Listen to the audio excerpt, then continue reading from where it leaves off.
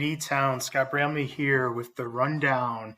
Thank you for joining me today, episode 6. We're going to talk about social emotional learning and instruction. First of all, I just want to start off by talking first about you and self-care and thinking about how important that is right now during the pandemic. So speaking to the E-Town family here, self-care is not selfish, right? I'm going to talk about some aspects of social emotional learning and instruction today.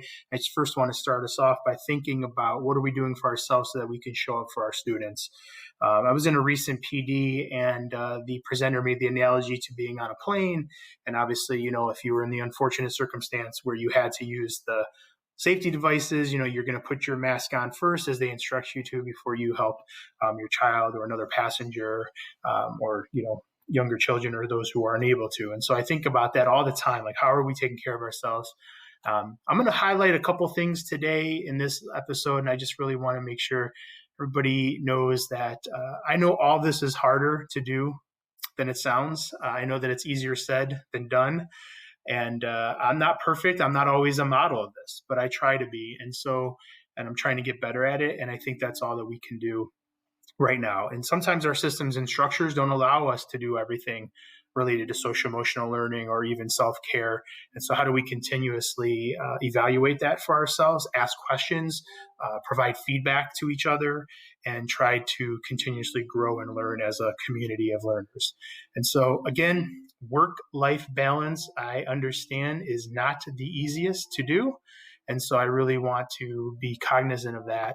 I'm trying my best to do it, but there are some things that I picked up on recently from some reading that I've done and, trying to just invest in how do you actually do this or what is recommended. There are lots of people who have worked from home for years in different industries. There are some educators who have taught online forever in virtual schools and alternative settings at universities. And so there are people out there who are sharing what they've learned along the way as we're all growing and learning together in this new reality that we find ourselves. And so I think the most important thing here, in my opinion, is to give yourself a break when you are not doing as well as you want to in terms of self-care and everything else for that matter. So we're not always going to get it right. Don't compare yourself or your experience to that of others. Work-life balance may seem unattainable right now and may seem inconsistent with other messages you are receiving about e-learning being real school. We want all our students to have the best possible experience during this, but we also know that this situation is not ideal. Even on your best day, under the best circumstances, in the best in-person environment, teaching is a difficult endeavor, and you will not always feel successful after every lesson. The same is true now, but I think one of the keys here is to be reflective, be discerning, but you're not not to be negatively critical of yourself. There are, of course, some work items and deadlines that have to get done and are not as flexible. So prioritizing those and being flexible and having grace for yourself with the other pieces that are within your locus of control is super important. There is no one right way to do this, including how to work toward a work-life balance. And so those are important pieces to keep in mind. All right, I'm going to move on, and I want to ask you to really quickly just think through and visualize and reflect. And so I'm going to bring this next slide up here. Think about class discussion, something that happens in every classroom at ETHS, pretty much on a daily basis to some degree. We're going to be talking about something, discussing something, asking for opinions. And so just take a moment here to reflect. When you think of a successful, effective class discussion, what comes to mind?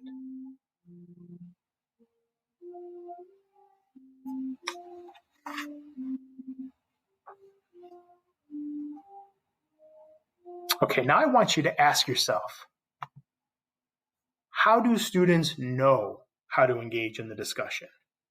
Have those skills been taught, or are they assumed? And how did you learn to engage in discourse? So think about it. These are all skills, and we're better and worse at them at different times, depending upon circumstances, where we are in life, the day potentially, our emotions, our feelings, what we're bringing to the experience. But at some point, we were all taught or we learned by example, or we saw this modeled, we were observational about it. But we all learned how to engage in discourse, for better or for worse, positively or negatively, and at different times in different ways. And so we're not always going to get this right either. Sometimes we don't do well in an argument or a conversation because of the circumstances. But at some point, we learn how to be aware of ourselves and how we're showing up, to think about our emotions and treat our emotions and feelings as signals, not necessarily bad or good, but these are signals. We're telling ourselves something either in our mind or our body, our being is indicating something to us. And so, for students to be able to be aware of how they're showing up, what they need to be successful in the conversation, how they can approach the conversation to be successful, do that in advance with some prior knowledge potentially and some planning, all could be ways to make this more successful. And so when I think about discussion, classroom discussion, talking with one another, sharing ideas and opinions, disagreeing in discourse,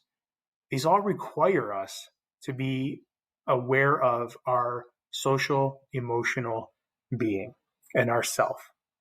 And so that's what is really at the core of what I'm going to talk about today. Social emotional learning is vitally important to all learning. And I think this quotation from a workshop I was at with Doug Fisher and Nancy Fry really sums it up. SEL needs to be woven into every aspect of learning.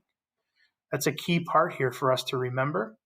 You'll see the social emotional learning framework by Castle over here that talks about these 5 areas: self-awareness, self-management, responsible decision-making, relationship skills, and social awareness. But if you look at the ring that is most immediately outside of that, enveloping the entire framework, are classrooms, instruction, classroom environment. Think about the place and with whom students spend the majority of their time in school. It's with teachers and classroom staff in classrooms. And so most successful classroom learning opportunities and interactions require students to be vulnerable and interpersonal to some degree. Think about the times in your life, even as an adult, even when you're being paid or you're interested in something and excited to be experiencing an opportunity. How comfortable are you at being vulnerable? How comfortable are you sharing and discussing with other people who you may not know well or who may not identify as you do? So think about that. We're faced with that all the time as adults, and we've either developed skills and figured out ways to engage or ways to avoid those situations if we can. But our students in the classroom are facing this all the time. Someone's going to say something that might be triggering, or someone's going to present an opinion that I disagree with.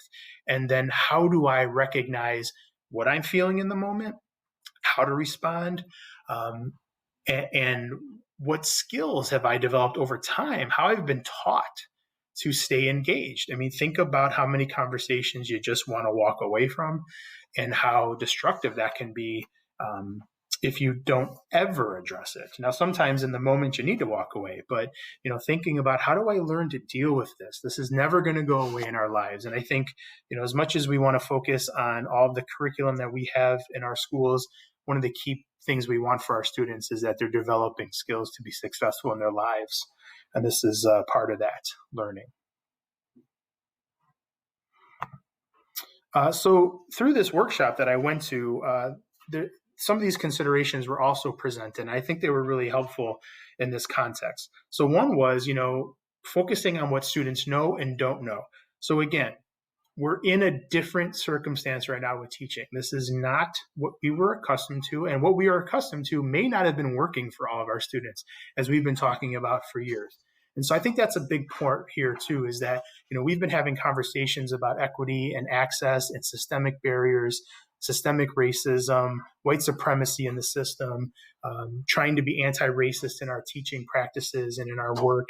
And I think, a lot of folks might see social emotional learning as another way of policing students, especially students of color, or, conforming to some white Eurocentric normative experience.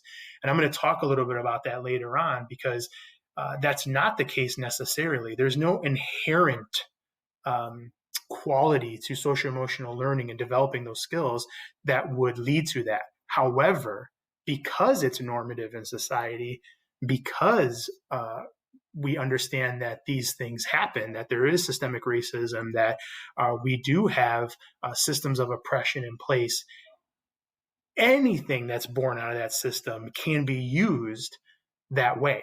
And so I'm going to talk a little bit about how we avoid that and some resources that are available for us.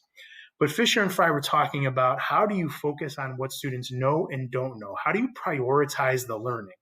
And one of the prioritizations that we have to have is social emotional learning development.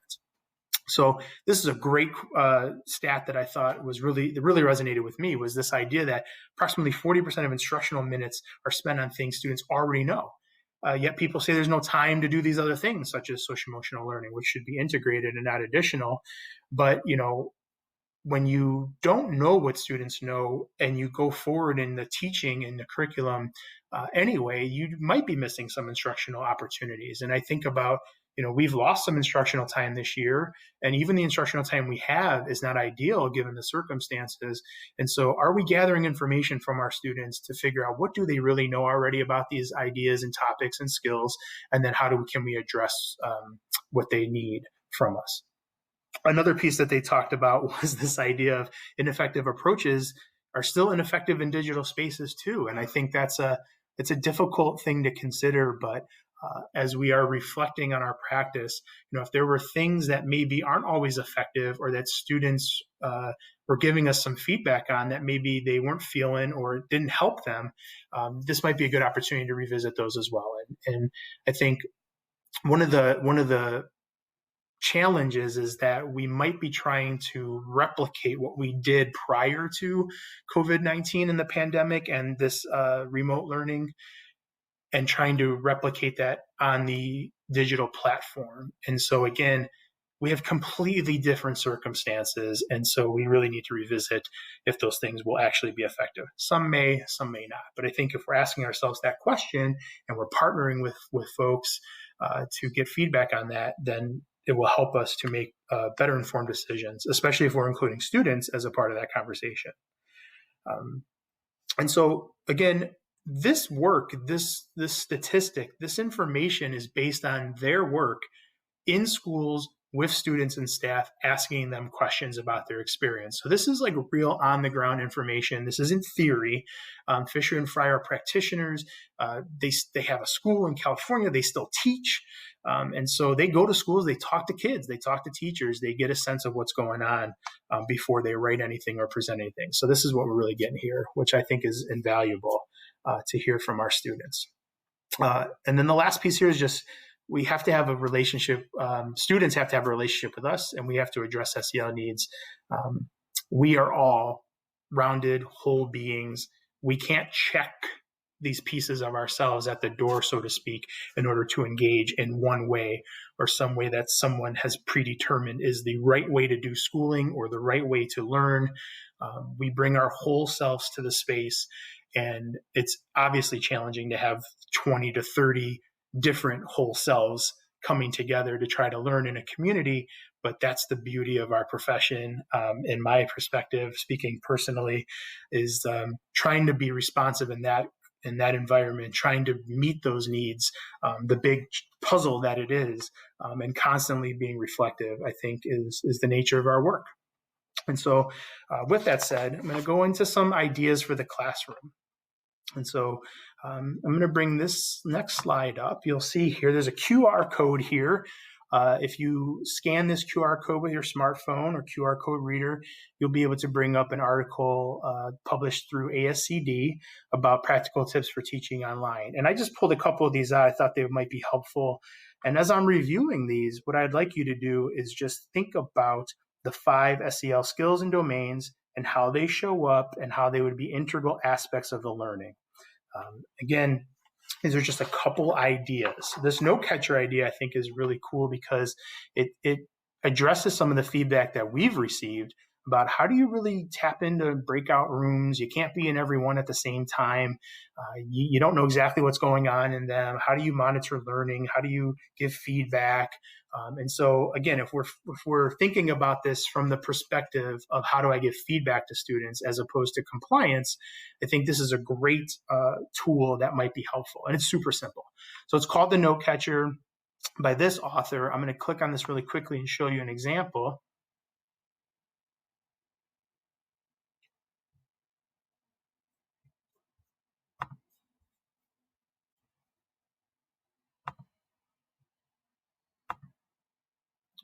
All right, I think I have the recording set up to where I can't show you that new tab, but I'm going to show you just a couple of things here from Note Catcher. So see what is happening in every breakout room. That's an opportunity to do that. But do you need to be present in every room, in every small group discussion? I don't think so. I mean, I think, remember when you were in the classroom, were you able to visit every small group at the same time while in person? No. So, several teachers already do this and did this while they were in person, but the Note Catcher idea allows you to check in on those discussions at a glance by reading the notes of the group, capturing what they're learning as it's unfolding in their discussions. You can then comment on the doc, letting the group know, maybe you want to let them know, hey, I'm about to join your group. You can kind of type into the doc. Sometimes that, if you're using Zoom, that kind of broadcast feature just flashes for the group. And if they're not paying attention, they might not see it. So this is another opportunity on our Note Catcher document. I'm going to pop in, give you a comment. Hey, I'm going to check in on your group in a moment. If you want to give that heads up, maybe you don't want to. You can also give instructions for students on how they're supposed to focus their attention during the learning. And so you might review instructions with the whole group before you break them out into small groups. But if they can then have that in the actual document they're working with, again, just to fulfill the expectations, I think is helpful. And then if you see here, there's some other things you can do with the Note Catcher. If you're including notes on the document and instructions, you can be way more dynamic because it's a digital document. So using graphics, a video that you pre-recorded, providing a model of the notes so they know the expected outcome. All these things that we talk about as just effective instructional practices translating into this digital document, but having students have something to anchor their experience in the small groups, and then you can pop into the shared document synchronously with all the groups, because you can have multiple of those documents up as opposed to trying to get to every single group necessarily, which you can't do at the same time. And so I thought that this was a really great idea that the author presented in terms of just some stuff for online learning. Another idea that was presented in the article is this idea of pre-assignments. And so having students do something in advance of the discussion to prepare themselves. This is pretty common practice, but I thought what was interesting here is this idea of, encouraging students to add pieces beforehand that will spark discussion. So sometimes we prepare questions, prompt questions that we provide answers to if we're going to engage in philosophical chairs or some type of Socratic seminar. But, having students develop content and bringing their content to the experience, again, involves them, their voice, their agency, and might make the discussion more successful. The other piece that came out of this article, which I think is just super important, whether you're doing a discussion or not, is this end of session feedback. How are we involving students in their experience and getting that feedback loop so that we're being responsive is just so more important now than ever with the remote learning. So again, you're unable to observe body language the whole class period or maybe at all. You may have students with cameras on, cameras off for different reasons, different purposes. And so it's difficult to know how students felt about the process or, how their learning went. And you talk to teachers a lot of times, there's a feeling in the classroom if they're following along or if they're grasping a concept or if they're challenged by something. And that's not easily reproducible on the online format. And so, again, if you're collecting feedback, we don't have to assume and we don't have to try to draw conclusions. And maybe we have no ability to do that because, I'm not visually seeing students in the learning. How do I collect feedback and then be responsive to that? And so preserving some time in your live learning sessions for students to give you some feedback, a couple of minutes at the end to answer questions, helping teachers to shape the next lesson. And I have an example here. One of our colleagues, Andy Miner, who is a science teacher and an instructional coach, shared this at a recent instructional coaches meeting. He just did something super simple, on a scale of 1 to 5. How do you respond to these, right? I felt like I learned what it was being taught during this unit, or I wish we spent more time in Zooms, or there's too much work assigned in this class. And these are easy prompts that he came up with, that students can do a quick assessment on, doesn't take a long time, and then using that feedback to then be responsive to the students. And again, Andy shared that he was able to take some of this feedback, engage students in a conversation about it, and then change some of the structures of his class to be able to support students who needed it in a different way, more so than students who maybe didn't need as much support from him. So he could be equitable with his time and equitable with his support and intervention, as opposed to everyone gets the same Mr. Miner. So I think that's a great example of this idea of end of session feedback. But the concept here that I think is key, that relates back to socio-emotional learning, is gathering feedback regularly not only allows you to be responsive and plan for instruction, but it also provides the opportunity to support student agency in their learning and in your classroom, and student voice in the co-construction of their learning opportunities.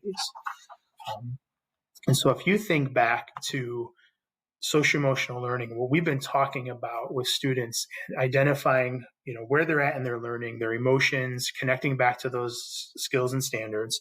Agency is a huge part of this, right? It's essential to our identity. It's the sense that people listen to you, they care about you.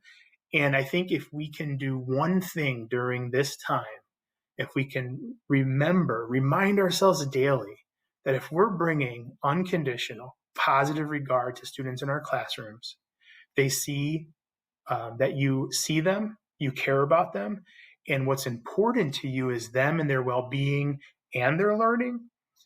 That's going to go a long way to buying in, getting more students involved, making sure that students aren't falling through the cracks, quote unquote, and also indicating to you how you can support students and what they might be needing at home, which isn't always readily shared. So I think that's another key aspect of this. But if you have a classroom environment where students feel like they have agency, that's going to be more successful in in terms of their learning. But also think about the structures, systems, routines, approach to teaching that you have to have in order for students to feel a sense of agency. That relates back to the experiences that will help students develop self-awareness, responsible decision-making, how to establish relationships, the pieces that we talked about earlier in the framework. Again, one way to build agency is listening closely, asking critical questions, helping students really think about their role in their learning, and then taking their ideas seriously. And I think another piece connected to agency is this idea of cognitive regulation, right? Where they're both aspects of social-emotional learning, but students learn more when they can learn how to seek help and when they can set goals for themselves and they can think about, okay, what do I need to know and be able to do? How can I demonstrate it? And if we can have a conversation about that as a community in the classroom, then there might be some ways that resonate with me that I can demonstrate to you that I've learned what I need to learn in this unit or about this topic or the skill that I'm trying to develop. And now I have a sense of ownership over my learning as opposed to you just telling me what to do, and I have no voice in that. And so as a student, do I know where I'm going in my learning? Am I monitoring my progress towards the goals? And am I able to see myself as someone who's providing a direction to my learning? Another aspect of social-emotional learning, this comes up in classrooms all the time. It's going to come up online. It's a little more challenging online, but conflict or some form of disagreement is inevitable, especially when engaging students and adults in relevant topics at a deep level. So if you're going to have a conversation, you're going to have discourse about something that's relevant, that anyone cares about or wants to talk about, and you're going to do it at a deep enough level where we can be analytical and we can learn from the experience and we can understand diverse perspectives, it's going to create some tension at some point, right? There's going to be some conflict or some issue that emerges. And so how do you prepare yourself and the students for how to address that when it emerges? that's one of the pieces of social emotional learning is how do you regulate? How are you aware enough of yourself and then aware of social norms in the environment that you're in to be able to navigate this when it emerges? And so, I think doing some preparation and modeling problem solving is really good. This is some of the recommendation from Fisher and Fry that came up in their workshop. But thinking about just these reminders and also thinking about this for ourselves. You're going to have an issue with a student, right? Someone's going to do something, not make the best decision, make a bad choice, not be a bad person. But that's not a lifetime of experience, right? It's a moment in time. And sometimes students just need to be heard and think about your own life and your own development as an adult. Learning how to manage conflict is one of the most complex, critical, and ongoing social skills any of us can acquire. I'm not going to sit here and say that I always manage conflict well. I don't always show up as my best self. But I think if you can commit to thinking about, ways to get better at that, and we can help students learn that, because that's what is important to their ability to learn from each other and with each other.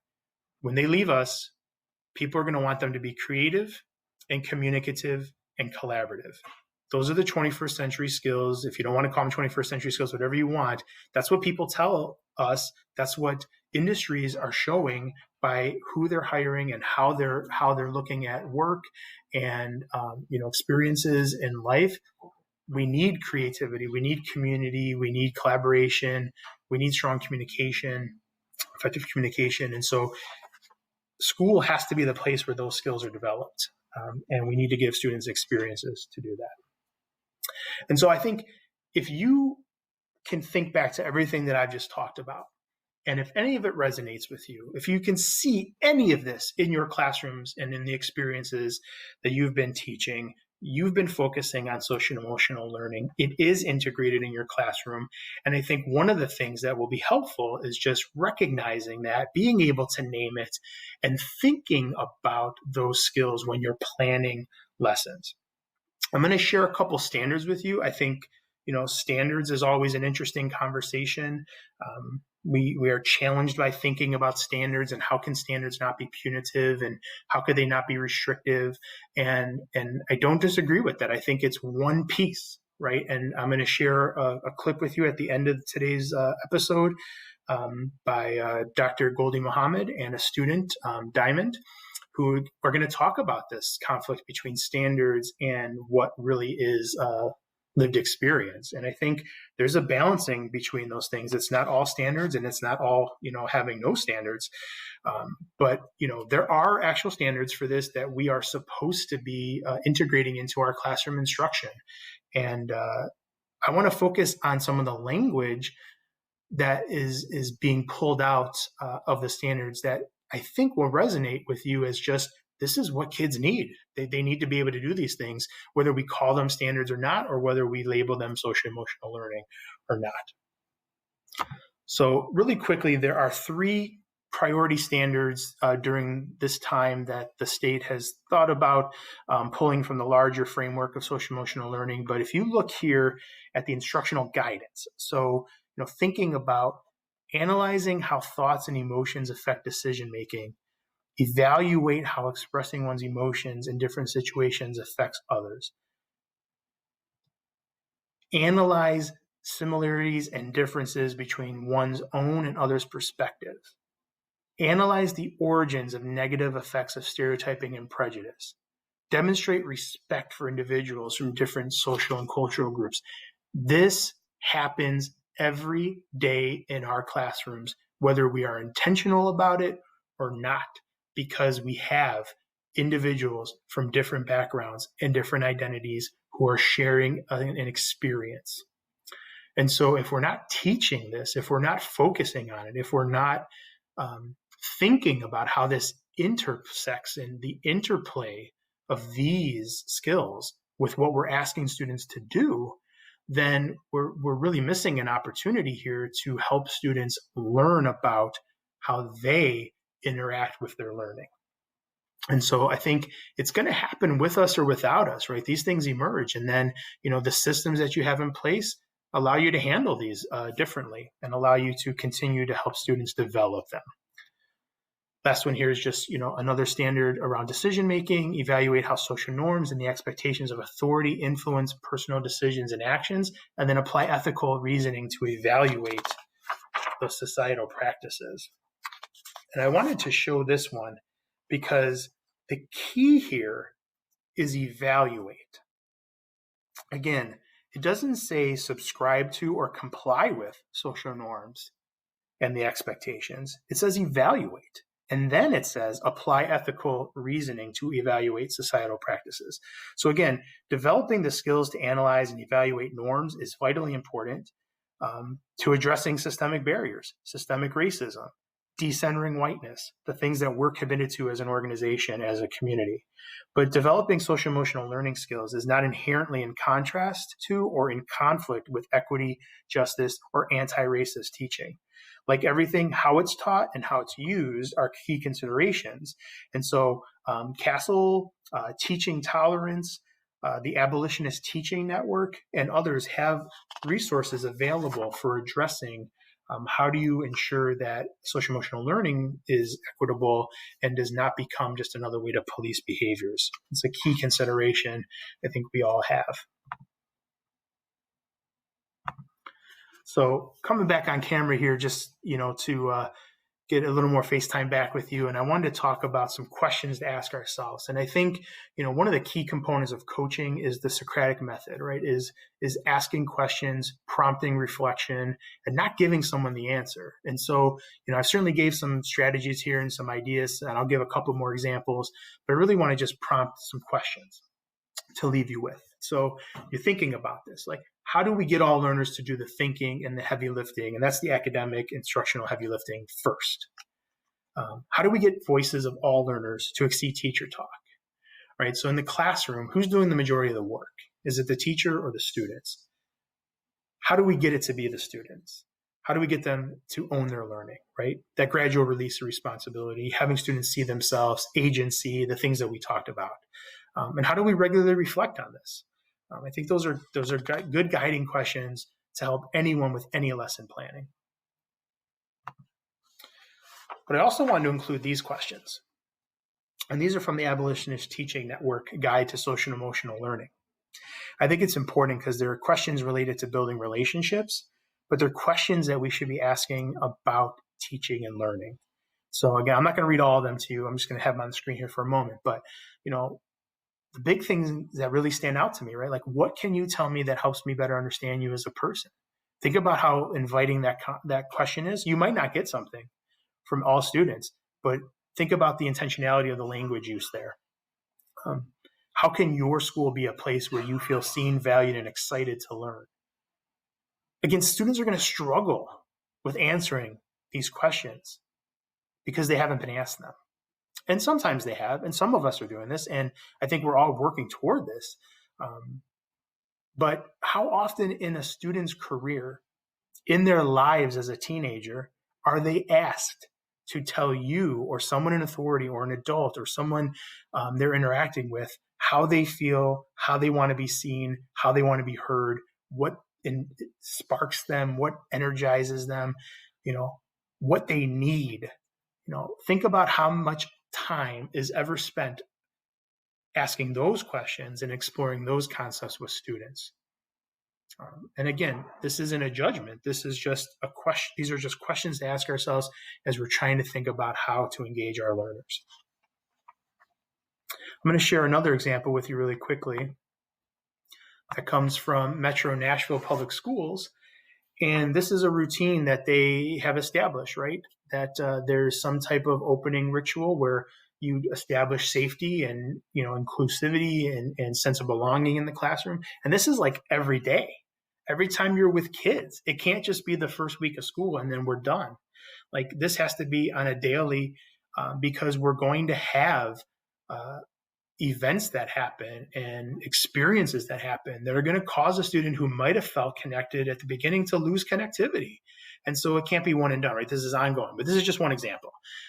And I think that it really speaks to this idea of like every time we're working with our students, how can we build this in some way? And that closure piece might actually be one of those end of session feedback forms that we talked about earlier. It doesn't necessarily have to be what's described here, but I think it's, if you think about every lesson with purpose, and how are you going to integrate the emotional experience, the emotional learning aspects of our students, and not just the intellectual pieces connected to academic learning. The emotional piece is also a part of that. Here's an example from, a math example of taking a standard in math, and just a practice standard, right? Constructing viable arguments, justifying conclusions, communicating to others, respond to the arguments. So just think about that. That's in a math class, not in a humanities class. That's an expectation. And so you think about those corresponding social emotional learning skills that have to be there, right? If you're going to justify your opinion, if you're going to respond to others who might have a different opinion, you're going to try to construct a viable argument. So again, building this emotional literacy, helping students with this, it's part of what we're asking them to do, whether we teach it or not. And I think that's a key part, is that we can't assume that these are skills that they have. We shouldn't assume any skills when we're working with our students, but especially when it comes to the social emotional connection to their learning. Just a real quick list of resources that we have here. We've been talking about this throughout this entire time, but make sure that you're looking into these resources, that you're tapping into them. Lots of links here. One is the toolkit that your colleagues put together this summer. We've talked about that in other episodes of the rundown. We've sent it out via email. It's a great resource to thinking about this. And I also want to put out here, it's not typed here, but one of your biggest resources are the instructional coaches, department chairs, immediate supervisors, people who work in the school, your colleagues, EEA facilitators, if you're in years 1 through 3 with us, your mentor, if you have a formal mentor, the informal mentors, connections, the people who were in your hallway that you're reaching out to. I think we have to all be here for each other. And I'm certainly a resource as well if you would like to engage in that conversation with me, if I can be helpful. All right, E-Town, we're coming to the end here. Thank you so much for your time. I know it's a lot of information, but I want to leave you with a video. And it's a video of a workshop, a keynote to a workshop that I attended on the non-attendance day after the fall conferences in October. And it's a quick, like 4.5, maybe 5-minute clip here. And I want to thank Tammy Holmes, who's organizing a group of staff who are reading Dr. Muhammad's book, Cultivating Genius. And that's not Goldie Muhammad, that's Ms. Parker, but there's or Dr. Parker, but there's going to be in the clip, Dr. Muhammad and Diamond are going to talk, I referenced this earlier, about this idea of literacy and applied kind of how literacy works with the social emotional pieces that we've been talking about. And so the student panelist, Diamond, she's going to talk about her experience and making the connection to our humanity, the social emotional and relational elements of our work. And it really reminded me of my why. So this conference was put on by the Chicago Literacy Alliance. It was about the intersection between literacy and social justice. And I want to thank everyone in the ETHS community for all that you are doing to support our students and each other. I know that the remote learning rundown here tends to focus on instruction and classroom staff, and that's because that's my area of service in the district. But I hope the ideas presented resonate with everyone, because we are all educators and we are Evan Strong. And so rather than have a closeout, I'm going to close you with the words of Dr. Muhammad and Diamond Smith. We just each said, what is literacy? And write it out. And if we take like the videos like of our guests who said what is literacy, we state as adults that literacy is power, is knowing yourself, is changing the world. It is an escape of the pain and trauma. We say all these magnificent things about defining and conceptualizing what literacy is. And then when you go to the Illinois state standards, and when you go to the curriculums that are adopted by our schools, you see skills only. You see the quantitative, like Kim said, these testing things that you can test, that you can, although you can test other things, we just only think that we can test skills.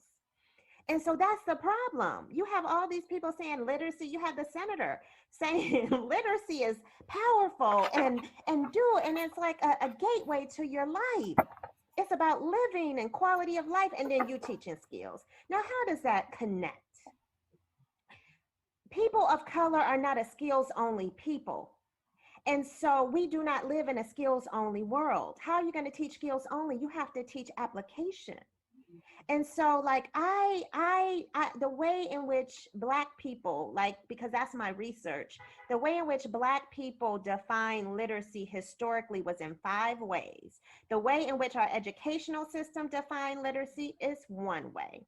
They defined it as identity development. Literacy was synonymous with knowing yourself and knowing the lives of others. They defined it as skill development. That's what we see in the standards, the state standards today. They defined it as intellectual growth. They defined it as criticality, which is understanding equity and social justice. And they defined it as joy. Now, I can write state standards around these 5 different pursuits for learning. We had 5 historically, we have 1 today. And so I don't know which one you think is more excellent.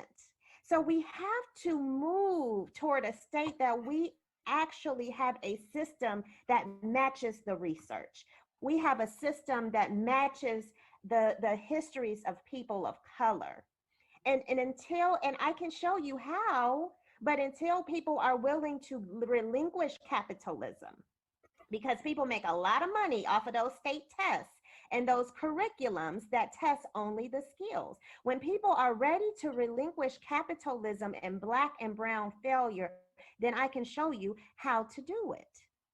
But we can't keep talking all this rhetoric that literacy is all these things, and then we're teaching skills only, and we're promoting skills only curriculum. Simon, can you tell us how that shows up for you in your classroom? Like how are your teachers imparting knowledge about literacy? How does that show up in the test? And then how is that parallel or in tension with like all the ways that you're kind of a literate person? Yes, I would totally agree with Miss Goldie, because you do hear a lot of people talk about literacy and how it's power and how it's the key to a lot of things. And like she said, they go into skills. Like I see it in tests. Teachers, oh, well, take your time, this, and as soon as you get the test, you have to know it, or it's imperative that you know it, like it's important, it's necessary.